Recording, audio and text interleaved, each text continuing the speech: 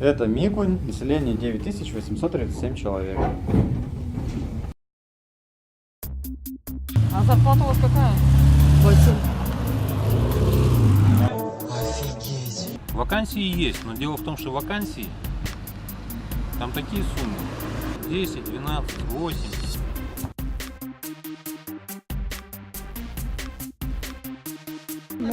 Можете дороги наши снимать.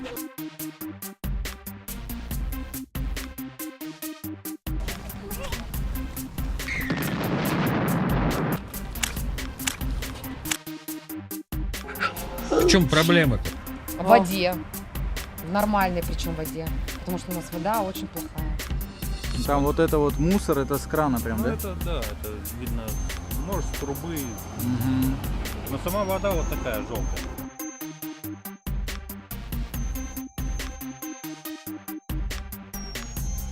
Воняет. Цвет желтый. Ну как водичка.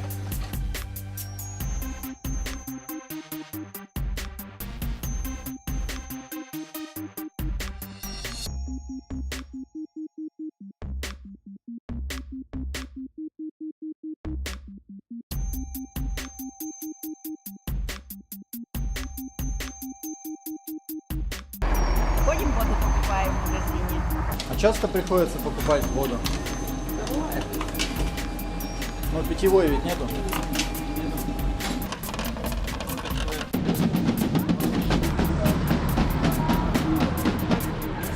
Сделали нам на самом деле вот тротуары, чтобы дети хорошо ходили, не падали. Коляски, чтобы проезжали нормально. Вот зачем нам это спасибо?